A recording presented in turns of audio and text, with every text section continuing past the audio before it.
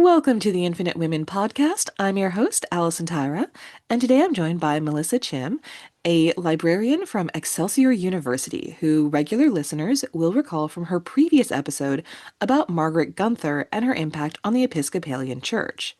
This time, she's back to tell us about Hannah Cullwick, an 1800s maid of all work in the UK.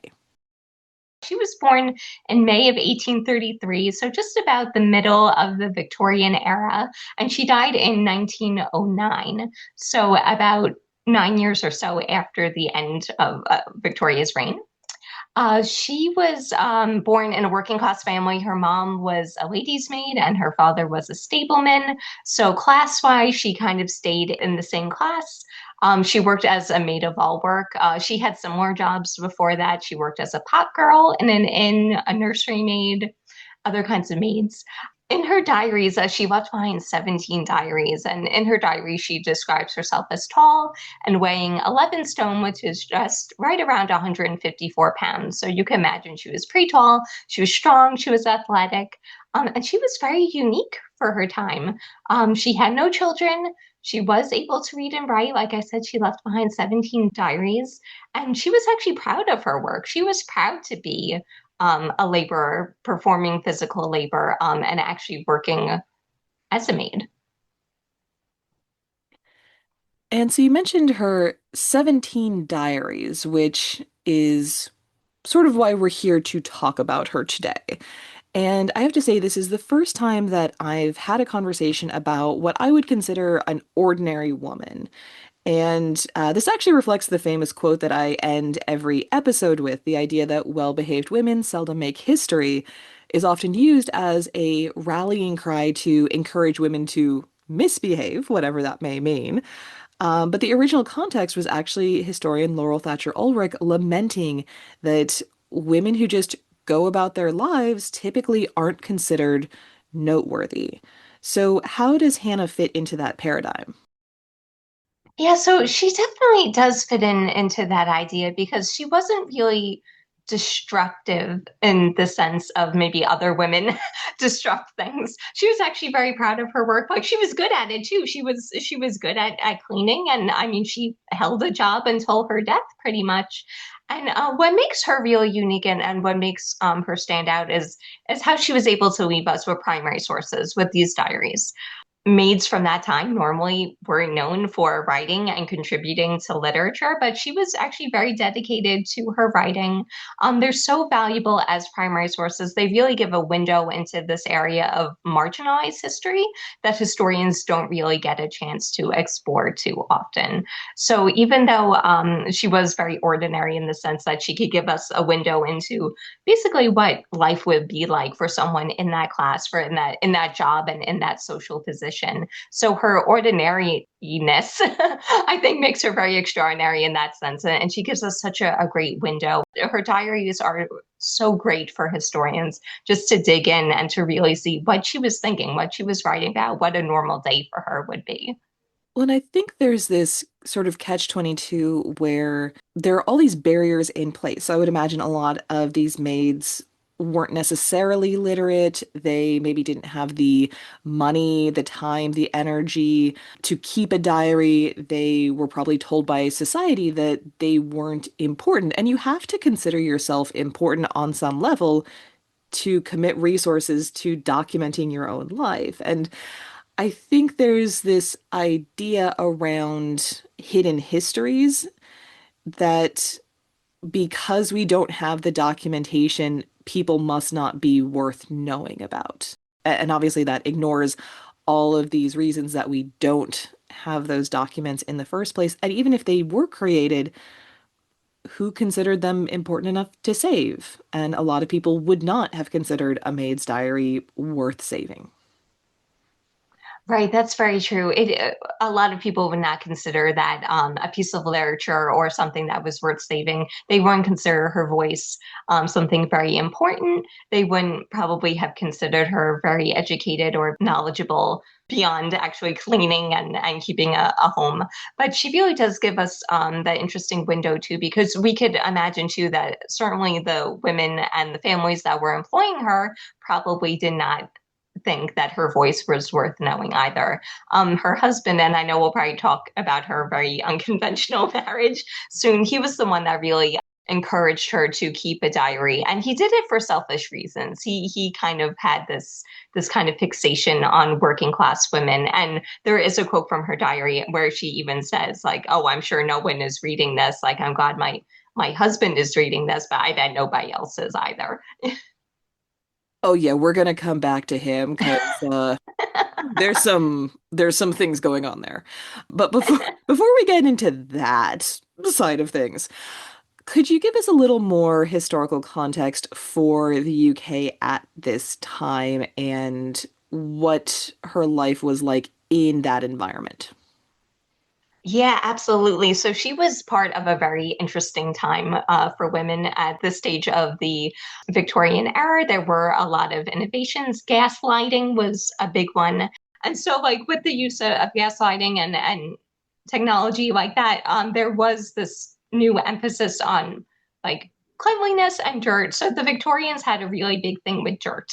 If you were dirty and unclean, that meant that you were probably a bad person. And if you were a bad person, you were most likely poor too. So if you were middle class, the worst thing your house could be was probably dirty.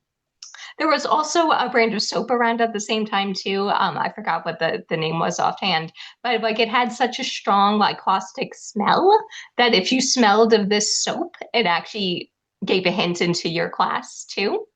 And of course, around this whole thing of cleanliness, of course, the people performing the cleaning weren't that important. It was most likely women like Hannah. So that labor was supposed to be invisible, and it was being clean was just supposed to happen. You weren't supposed to show the actual labor involved. And so what Hannah did was she was a maid of all work, and so in this time that was basically the lowest rung of being a servant that you can be. Um, Basically, most of the time you were only the servant employed in that home. Usually, maids of all work worked for middle class families that might only be able to afford one servant working for them versus these kind of upper class houses that might have like a full staff. So basically, if you were a maid of all work, you were responsible for all of the work in a Victorian home. So cleaning, most likely cooking too, all of these things you were responsible for. You woke up probably before the sun came up and you went to bed probably close to midnight. You were paid low wages, you had little personal freedom. You might have a day off, have some time to go to church on Sunday. Maybe if during a holiday you were lucky enough where the family went to another person's house for dinner, you might get off Christmas if someone was traveling for that way. That was really the only time you would have that personal freedom. You really had no rights. You had no safety net, no legal recourse if your employer fired or kept your wages for whatever reason. You really didn't have the time or the resources to actually sue them or to get any kind of justice in that way too. All right, now back to the husband because look, we're not here to kink shame anyone, but I have to say their situation does feel problematic It in does. different Yeah, that's a good ways. word for it, I think. Yeah, please explain. Okay, so her husband was named Arthur Munby. He was a barrister, so he was considered middle class, maybe lower upper class. They met in 1854, and Munby actually kept a lot of diaries himself too. So he describes that he was attracted to her peasant physical features, like he liked that she like was muscular and had rough hands, like she like worked in labor, but also, she cleaned up nice. She had some ladylike grace. She was intelligent. If you put her in the fashion of the time, she could probably pass for a middle class woman. And so he definitely had this kind of fixation with working class women. Another thing that's mentioned a lot in their diaries is that he enjoyed seeing her like in her dirt. So he actually liked for her to come home, come to visit right after she like completed work for the day. So, 12 hours or even more of cleaning and scrubbing. Of course, her clothes would be dirty. So she would come home from work with her clothes dirty. And so he liked to see her that way and then transform after, a quick bath and a quick change of clothes, then all of a sudden she's respectable. So he really had that fixation on that. And here's the really problematic part. They they kind of went into this like master slave relationship. And so I read that she had worn this band on her wrist. She had injured her wrist working, and she wore this band. And after her wrist healed, she turned it into like a slave band to show that she was his slave, like to wear that as like a little secret sign. She wore a little padlock necklace, and he was the only one that held the key. She actually writes that she was dismissed from one of her employers because she was serving dinner and she didn't remove the slave ban. And of course, her employer was like, "Oh no, this is disgusting. Why are you wearing this?" And so she refused to take it off, and she was dismissed. And probably the most grating thing to hear as a modern reader is that she refers to him as Massa, so Massa, very similar to what you might see in the South at this time too. So I don't know if she was saying that based on her accent from her area in England, or if she was actually conjuring up those images of slaves from the South. Okay. It's a lot. Wow. Okay. So there's obviously a lot of fetishizing going on here, and it makes me wonder because you said that he was the one who encouraged her to keep these diaries. When you're talking about the way that she's describing her attitudes and everything, was he reading her diaries? Like, was she writing for him? And if so, could that have impacted the way that she's presenting her attitudes around her work? Right, that is a great question. I don't know if he read the entirety of her diaries, but I believe he must have read some of it. When you're looking through the diaries, sometimes she refers to him in the third person, which makes me think maybe those sections were just for her and she was just recording something she came across. Some of these other sections, though, I think they were definitely written for him. For example, like she would sometimes write a diary of all the tasks that she did in one day, and so it's basically like this one entry she wrote. She basically listed what she did. She wrote, lighted the fire, swept the bedroom and dusted the other rooms, cleaned 3 pairs of boots, got breakfast up and made the beds and emptied the sops, cleaned and washed up, put the linen for the wash, cleaned the brass rods and the bedroom windows and the sills, put up clean curtains, cleaned away, and then went upstairs and cleaned the bedrooms on my knees, got tea, cleaned away and washed up in the scullery, went out on errands and got supper ready. Mr. Cleveland was expected but didn't come till after. I took a note to Mr. Brewer for the missus and then had supper, cleaned away and washed up and to bed at 11. That section makes me think that she wrote it specifically for him to read, so he had an idea of what she was doing all day. But there are other sections that I think where she refers to him in the third person that I think she was writing just for herself.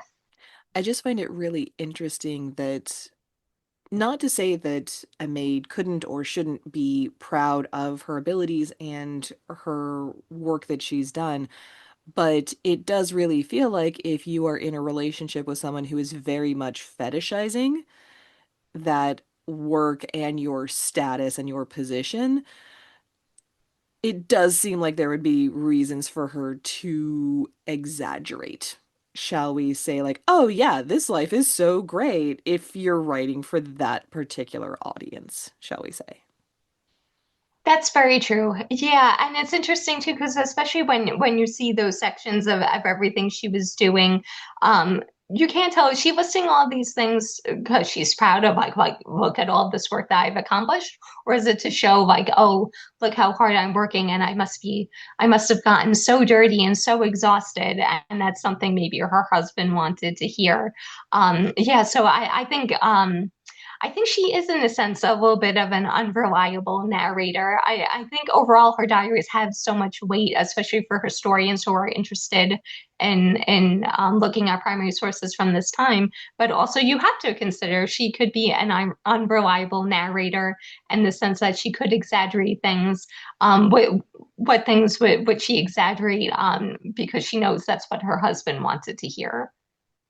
Well, and obviously they were into a form of role play. So, in addition to the master slave situation, you had put in the notes when we were talking before the episode that Munby took numerous photographs of her in different costumes, such as slave, chimney sweep, high class lady, etc. So it does seem like the diaries could be an extension of that role playing, even if it is based in reality. I think so, definitely, especially when we see these photographs that he took of her when she was dressed up as a slave or as a chimney sweep. They would like really go all out in the sense that like she would actually put on, I guess she was maybe using coal dust or something to make her skin look darker. Um, and uh, and so when she was a high class lady, of course, she has her hair done and she's wearing all of these clothes, these very fancy clothes that she wouldn't wear on a normal day of work.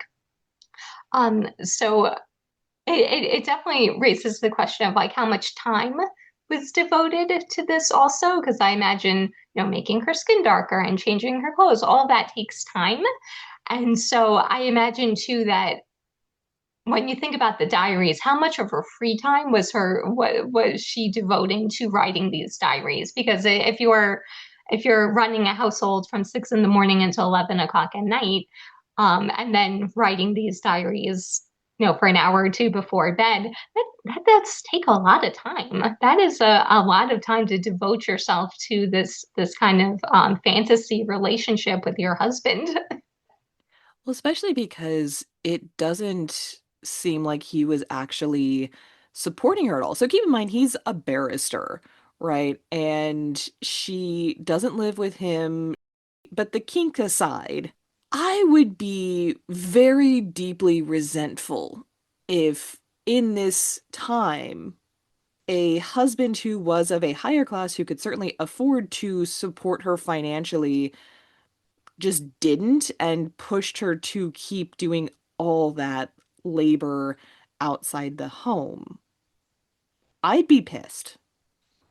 Yeah, I think I would be too. He definitely had the means to support her, and also in this period, the with the Victorian family, with industrialization and people working outside of the home more often, it would have been very much expected for him to take care of her financially and for her to not have to work outside the home. She would ideally devote herself to caring for her own home, having children, and supporting him. So I think there might have been a level of resentment. I think other women too would have been, if they were in that position, there would be a lot of resentment, I would think, of having to work outside the home and also basically almost being enslaved to her husband in the sense of this fantasy role playing, and then very much almost being enslaved to by her employers, of having little to no rights legally against her employers. For example, when she was dismissed for not taking off her slave band, it's not like she was going to get back wages. If they fired her, she was gone on the spot. She might have time to pick up some of her things downstairs, and then that was it. So she was in a way, she was in a very vulnerable position. And even though we get that impression that, she like loved her time with her husband and she loved having her independence too of being outside of the home and kind of living with her employers, she was very much in a very vulnerable position that I think a lot of women would be working their way to get out of versus actually celebrating it. I could just be putting my modern biases on this, but it doesn't feel like she was independent, right? It was the difference between she's living with her husband versus she's living with an employer. Either way, she's not out on her own. She's not making enough money to really do anything to change her circumstances if that's what she wanted. And I think part of the issue with the form of BDSM that we're seeing here, and I'm hesitant to call it that because modern BDSM has a lot more concern with things like consent. I'm just really torn here because I don't want to assume that she wasn't into this, but the simple fact is that even in contemporary BDSM situations, I think that there are a lot of psychological concerns depending on an individual situation and taking someone who is already quite marginalized compared to the partner that they are engaging with. And if you want to hear about this topic from someone who is actually in the BDSM community and is a person of color, definitely check out Kat Black on YouTube. She has a lot of great videos on these kinds of subjects. But in this instance, I think the fact that she was already so vulnerable, she was already very marginalized, and he's essentially fetishizing her marginalization. And then the documentation that we do have, there is a good chance that even if she wasn't writing for him in all instances, there was always the chance that he could have read what she was writing. So it feels a bit icky from a consent standpoint, put it that way.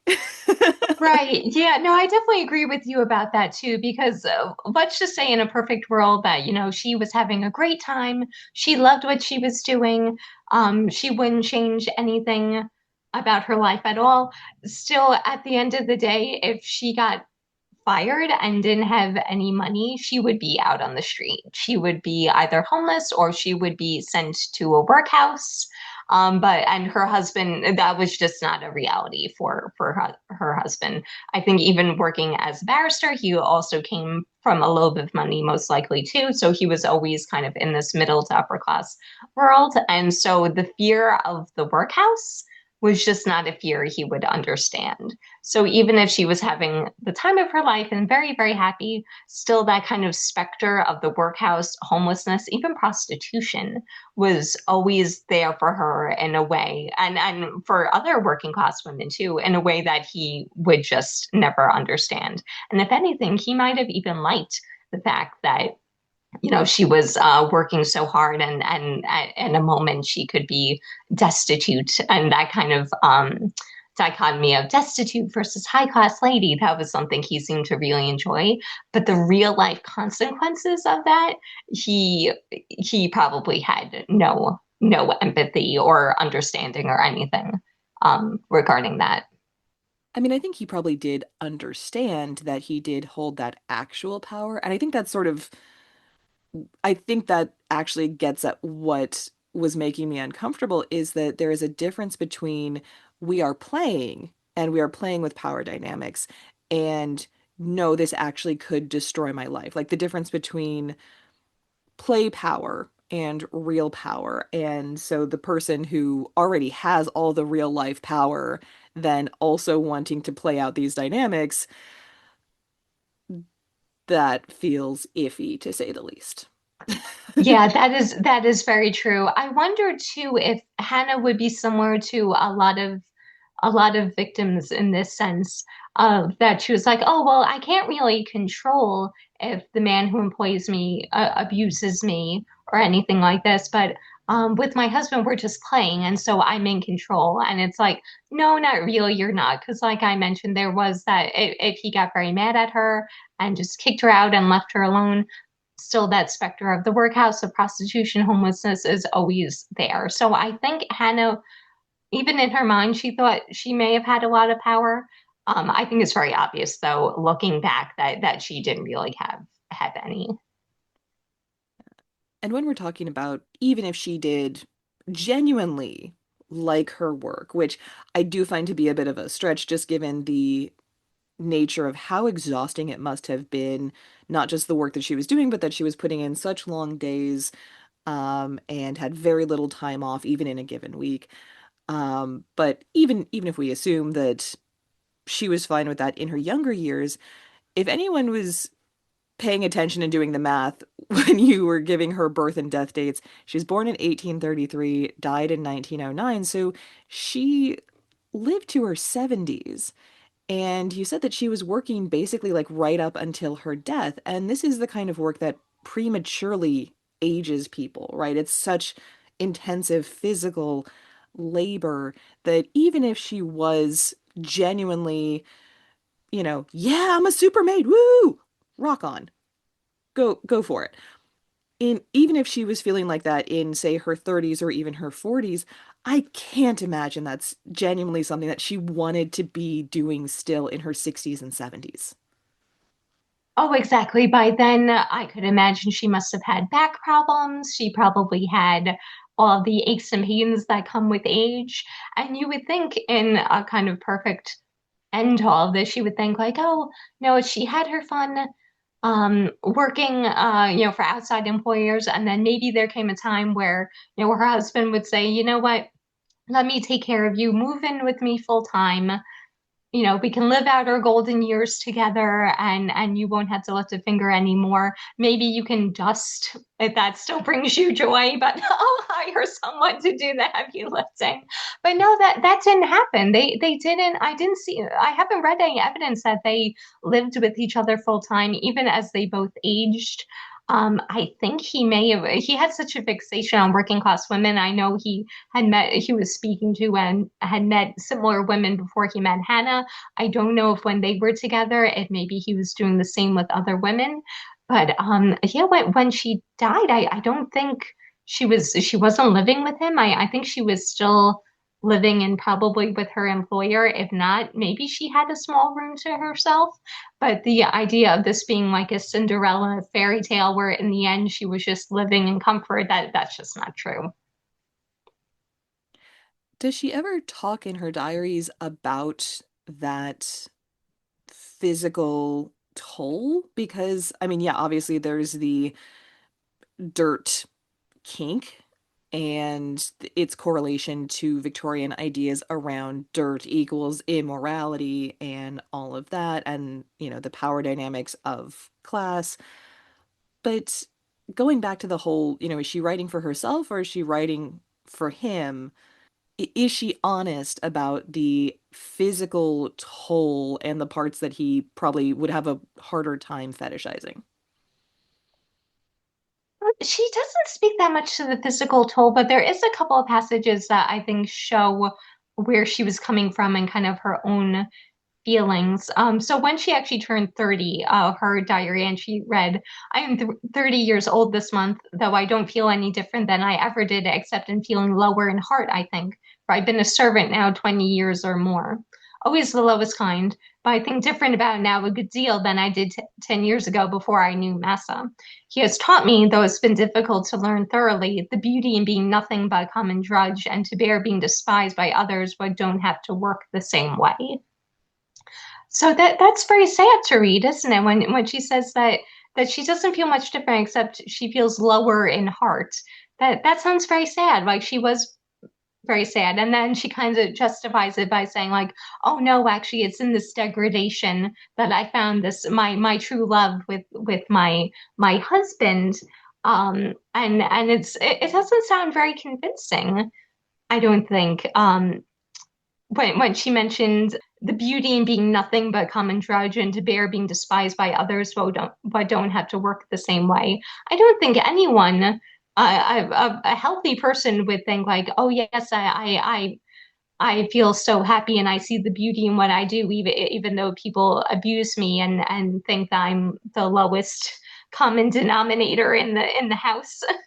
Yeah, that really reinforces this perception that, again, I am putting a 21st century feminist lens on everything we're talking about, and I freely own that.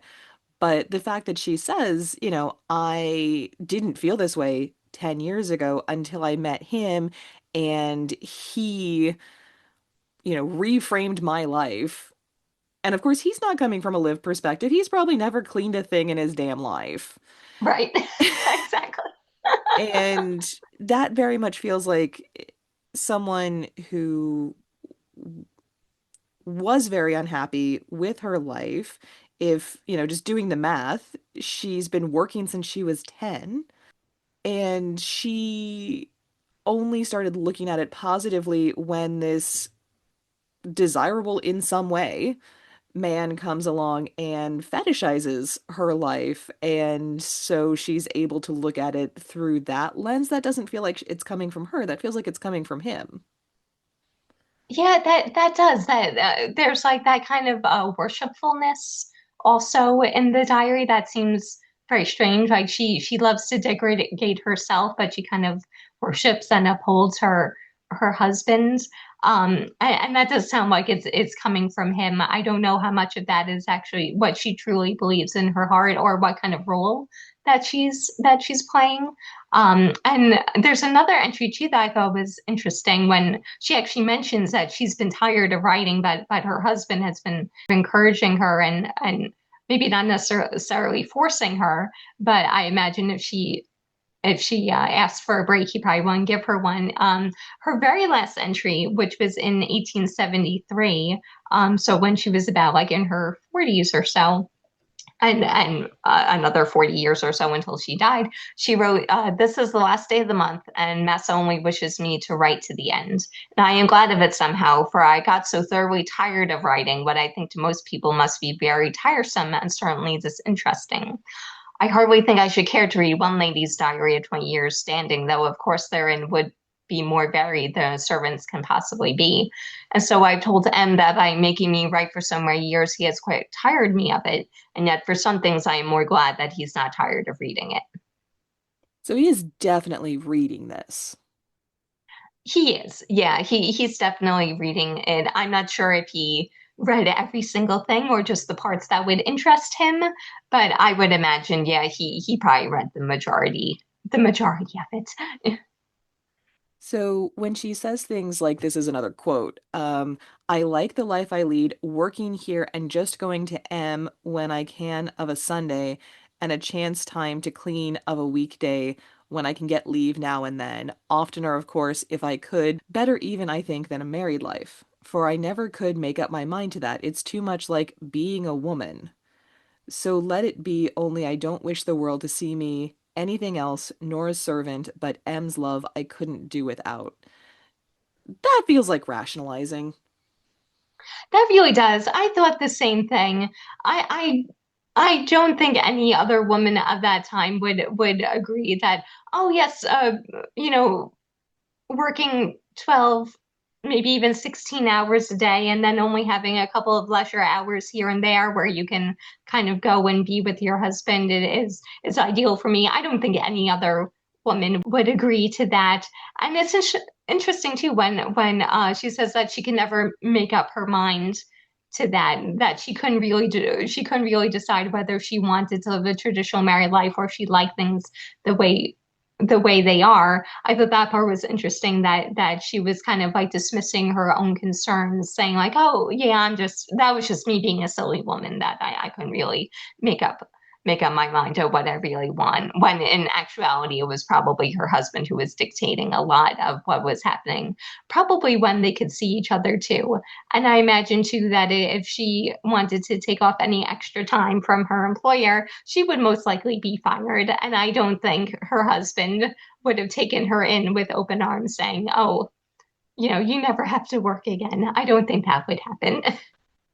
I also think it's very convenient for him to basically have a kink partner, not even every Sunday from that quote that I read, but he is spending most of his week without a wife around. I assume he has his own maid because I can't imagine he's actually doing any of his own cleaning, as previously mentioned. Oh, Um, exactly. like I'm sure he had her doing cleaning while she was there because that's part of his kink. But that actually would again enrage me if she is spending 6.5 days, because I believe a lot of servants only got like a half day on Sunday. So she's working 6.5 days, very long days, very exhausting work. Right. And then the time that is meant to be her break, she is basically giving to this guy who is fetishizing that. But he's living over here in his spacious home, presumably with his own maid, which you have to wonder what her life was like. And this all just seems very convenient for him. And even if she was into it, which I still think is a pretty big if to what extent she genuinely enjoyed it versus this may have been the one bright spot that she saw in her week, which is very sad in and of itself. Did he ever take her out on a date? Is there any documentation about, oh, he took me to a party and introduced me as his wife, and, we actually did normal couple things? Or was she just, in a very literal sense, his dirty little secret?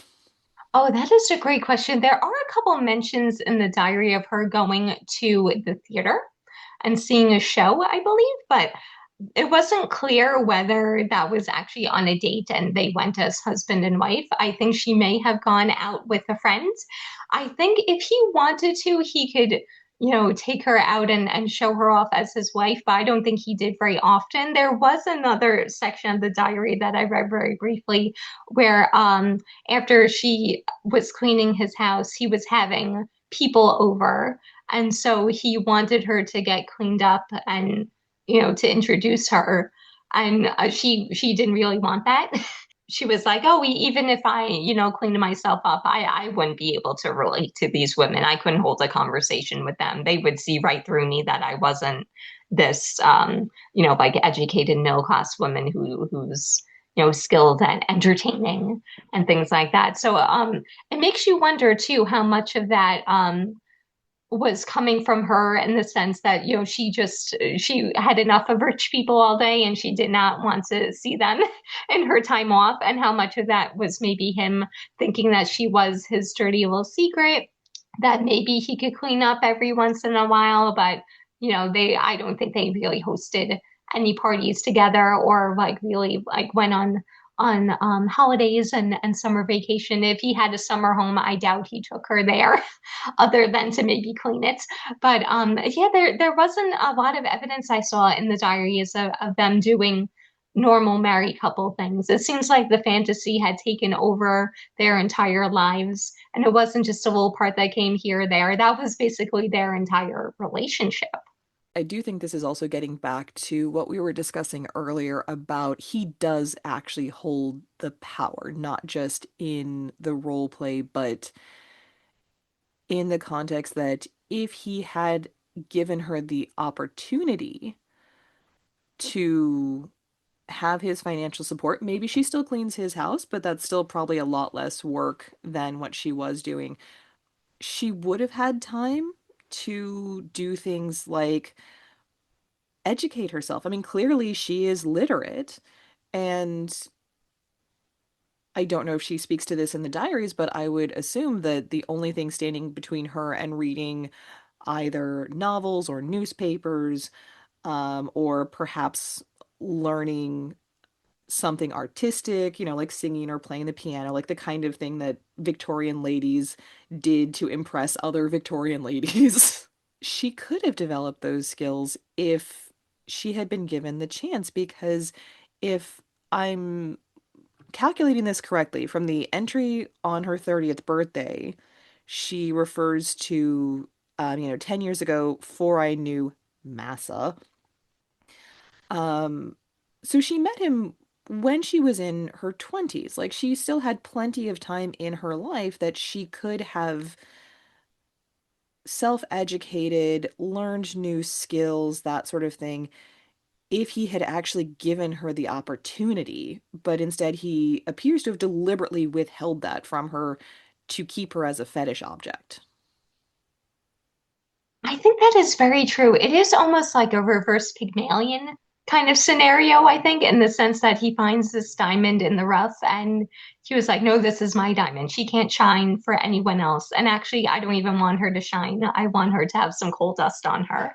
I think that was definitely their situation. And I like to think in a kind of alternate life, like let's say if Hannah actually, when she was 10, instead of going into service, if she was actually able to go to school, there was an opportunity for girls of her station to move up into the middle classes through school. So if she proved to be like a very talented pupil, what might have happened was she would have been kind of promoted to like a student almost monitor. So there would be teacher up in the front of the room, and there would be, dozens of children. And so for every small group of kids, there would be like a student monitor. So the teacher was teaching this monitor, and then the monitor was teaching the younger students. So if Hannah was very talented, maybe when she was 10 or a little bit older, she could start teaching the really young kids who are maybe 3 or 4. And then as she moved up, eventually she might have even become a teacher herself. She had the talent to. I mean, she's literate, she can read and write. If she had gone to school, I think that would have definitely been an avenue for her, and her life probably would have looked very, very different than it did. I do find it very telling that that last diary entry was when she was around 40. And as we said, she lived into her 70s. And I would also be curious if his fetishization of her increased or decreased over the years, because it would have been reflective of the toll of the work, which he seems very interested in, to put it mildly. So I don't know. I just find that very telling that we have no perspective, like we have nothing in her own words, when she definitely would have been tired. She would have been worn down from having done this work for, at that point, 30 years, right? She's been doing this since she was 10 or younger. Yeah. And, you know, I can't imagine even someone who takes pride in their work wanting to continue doing that in a body that has already been doing it for that long. Oh, exactly. Because there is a very big difference in how her body would have been in her 20s versus her 40s. It's one thing to take on all this physical labor when you're 20. She probably still had nice, beautiful skin. She probably had long hair and looked healthy. But after 20 plus years of doing that work, I imagine in her 40s, like maybe she might have had arthritis, maybe she wasn't standing quite as straight as she would have. Of course, all this time she wouldn't have access really to things like skincare or hair products or anything else that a middle class woman probably would have had. So I would imagine she probably looked very different towards this section of her life.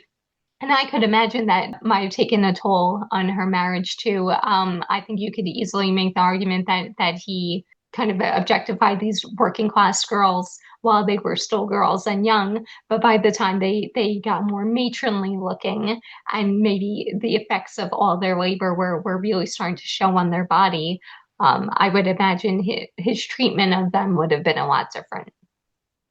And even in the way that she phrases it is essentially that he is letting her stop doing it. You can say, well, she stood up to him and said, like, I don't want to do this anymore, but it was still his choice. That's very true. Yeah, it sounds like and especially at that point, was just getting tired. She was tired of writing. She was probably tired of doing that work that she needed to do for survival. But there is that aspect of disparaging herself too, in the sense of like, oh, my husband is so kind. He just loves reading what I write so much that even though I don't want to do it, he just keeps encouraging me because it makes him so happy, and I feel so appreciated the way he does that. And but to our eyes reading that, it's like, oh wow, he doesn't seem to have much respect at all for what she wants to do. So she stops writing the diaries at 40, but we know that she continues working basically until she dies in her 70s. And we know that they stayed married that whole time. Yes, there was no evidence that they had gotten divorced. However, by that time, they weren't living together, like we were talking about before. But towards the end of that marriage, they weren't living together full time. It wasn't like she had some kind of retirement. That was not the case. So we can kind of imagine that by then she was kind of doing what she had to do to survive. I don't know if by then that they still kept up their schedule of visiting each other. The historical record kind of goes silent on that from what I could see. So by the time the diary ends, we don't really know what the status of their marriage was. They just never lived together for an extended period of time like a traditional married couple. I don't know if maybe his interest in her waned a little bit too. Um, I think she would frame that as like, oh, she was just so independent, she could kind of go come and go as she pleased. But I mean, old age was not a comfortable time for Victorian women. If you had no husband and no home, you were basically working hand to mouth to survive. And so I think her old age was probably something that was very difficult for her. But I would argue with, again, this idea that she was independent. As you said, she could come and go as she pleased, but she couldn't, right? She couldn't come and go from the employer that she had to maintain because he wouldn't support her. So she's stuck there 6.5 days a week. And then she can't come and go from his house because she's not allowed to stay with him. I just don't see any interpretation of this where, I mean, yes, she is earning her own money, but she's not earning enough money to change her circumstances if she wants to. She's not earning enough money to retire eventually. And I think you do see this in contemporary relationships as well, where women in particular want to feel empowered in their relationships. So they describe situations that are frankly very unhealthy, but they are presenting it through this rationalization where they can pretend that they have power that they really don't. Yeah, I think that's definitely true. And I think that's absolutely true in the case of Hannah too. She was in such a vulnerable position, and she was just taking any bit of happiness, any bit of power that would come her way. But I would imagine if things turned out differently from her, if she had never met this husband, I mean, I would like to think her life would have turned out so much differently. And I think that's definitely a issue that we see with women throughout history too. You're given these set of circumstances and they're so constrained, they're so tight, so you try to make the best of it any way you can, and sometimes you have to do these great rationalizations in your mind just so like you can actually make it through the day and to actually have a moment of happiness and of clarity. And I could imagine too if any of her peers lashed out at not lashed out at her, but kind of said to her, you know, like actually this doesn't feel right. I think her first reaction would be like, oh, you're just jealous because I found this great love. There was actually an entry too where she describes seeing his face like in a fire. I guess she was like cleaning like putting together the fireplace or something, and she saw his face in there and she's like, oh, that's going to be my husband. And when she saw him in real life, she knew that that was going to be her husband. And that just sounds like something a teenage girl would think of too, not a grown woman necessarily rationalizing her choices, but that would be like a teen girl romanticizing, like, oh, that's going to be what my future husband is going to look like. And so she probably felt like, oh, the universe is giving me like such a good fate. When to other outsiders, it doesn't feel that way at all. I think you could definitely argue that women of her class of this time probably had a lot of practical maturity forced upon them at a young age, but probably didn't have a lot of emotional maturity in a lot of instances. Because, again, if she's been working 6.5 days a week since Yeah. she was 10, that doesn't leave you a lot of time for socializing. Like I hated high school and I hated middle school even more. But one of the arguments for sending kids to school is that they learn to socialize.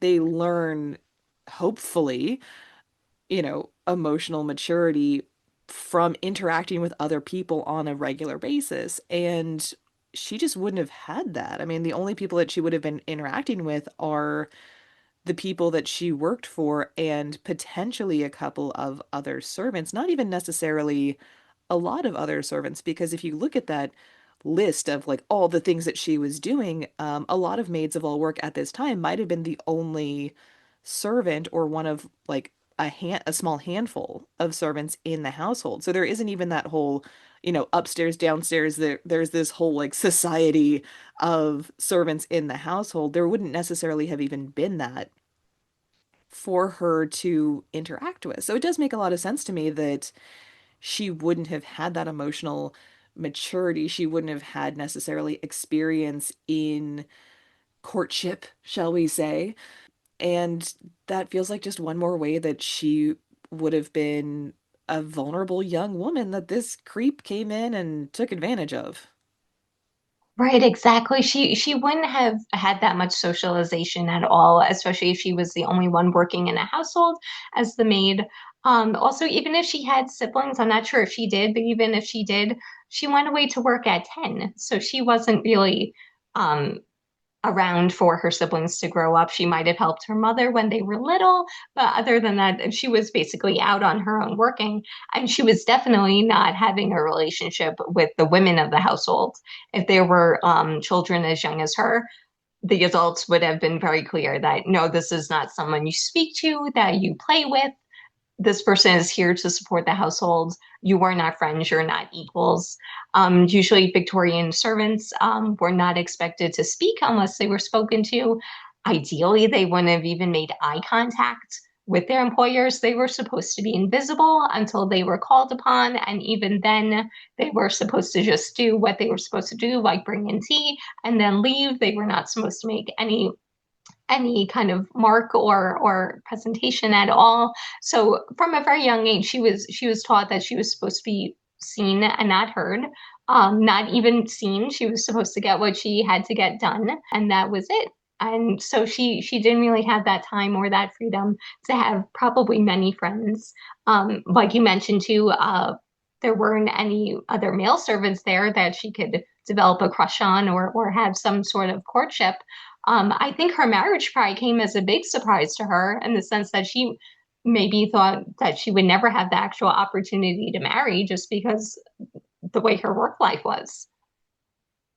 I do think there is a strong correlation between being objectified as a servant in terms of what you were saying about basically, this is not a human person. This is just an automaton, essentially, who is here to serve us, right? She's not a person. She is being objectified as a servant.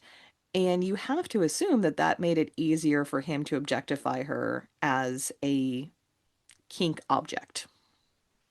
Oh, definitely, definitely. Like she even writes in her diary that she up until the time of her 30s, that she felt absolutely objectified, that she felt degraded, that she wasn't a worthwhile person. And then here is this man who is actually probably rich and well dressed saying to her, like, no, actually, you are an object, and that's a good thing. You should be happy that you're an object. And so she kind of internalizes that and says, like, oh yeah, actually, it is pretty great to be an object, and that was really the only sense of self-esteem that she could get. So it's like a false empowerment. Yeah. Oh, exactly. Now, this is all really interesting, obviously, but it's also a very, very different topic than we talked about last time with Margaret Yeah, Gunther and the Episcopalian it's true. Church. So, That's very true. Yeah. so what was it about Hannah that made you want to talk about her today? History, what we usually see is written from like the top down. So a lot of historians will write about royalty and statesmen and people like that. But like hers is very much a history from the bottom up. Her diaries show a perspective that's usually overlooked, that usually doesn't survive at all. And it gives a really clear window into what lower class women in Victorian society went through. It also shows a lot about Hannah as a person, how her self-worth, the very little self-worth that she had, was tied to her job and was tied to her marriage, how she was trying to kind of navigate these really strict Victorian mores from her position as a very lower class person. And I think one thing, the fun thing about being a historian is finding these primary sources and being introduced to all of these people that you don't necessarily get a chance to know. And so I think my research into Hannah was very similar into my research into Margaret Gunther, only in the sense of these women they weren't famous. They made a pretty big mark in their society in their own individual way, but they weren't famous. There's not a ton of books written about them, no movies or anything like that. their time periods didn't look very kindly on them in some ways. And so I think seeing that aspect of women's history from two very different people shows us a lot of similarities about like the experience of actually being a woman, of being female in the Western world. Join us next time on the Infinite Women podcast, and remember, well behaved women rarely make history.